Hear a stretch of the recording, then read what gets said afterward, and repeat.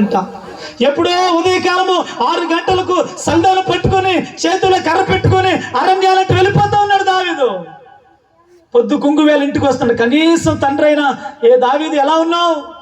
ఈరోజు చాలా భయంకరమైన ఎండ వచ్చింది కదా, సడన్ గా వర్షం వచ్చింది కదా, ఎక్కడున్నావు దావీదు, ఎక్కడ తలదాచుకున్నావు అని అడిగేవారు దావీదు జీవితంలో ఒక్కరు కూడా లేరంట.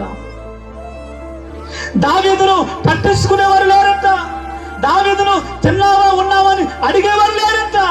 దావీదు అంటాయ్యా, ఎంత కాలము నీవు నన్ను మర్చిపోతావయ్యా, ఎంత కాలము ప్రభా ఈ దీనుని మర్చిపోతావు, ఎంత కాలము ప్రభా నాకు విముఖుడు ఉంటావు. నా ప్రియ దేవుని బిడ్డలారా, అందరూ ఉండి కూడా దావీదు జీవితం ఎలాంటి జీవితం అంటే అనాథ జీవితం బ్రతుకుతా ఉన్నాడు. అందుకే దావీదు అంటున్నాడు 102 కీర్తనలయ్యా, ఇంటి మీద ఒంటరిగా ఉన్నా పిలుచుకోలేనున్నానయ్యా. దావీదు అంటూ ఒకరోజు దావీదు రాస్తుంటయ్యా, కన్నీళ్ళంట మంచినీళ్ళు తాగుతూ ఉంటేనంట ఆ నీళ్ళంట కన్నీళ్ళంట ఆ మంచినీళ్ళలో పడుతున్నాయంట. నా కన్నీళ్ళు పానీయముగా కలుపు తాగుతున్నాయంట. ఎంత బాధో. అన్నం తింటున్న దావీదు ఏడ్చేస్తున్నాడు. అరే కూర బాగుందా, ఇంకొక 2 ముక్కలైనా అని అడిగేవారు లేరు.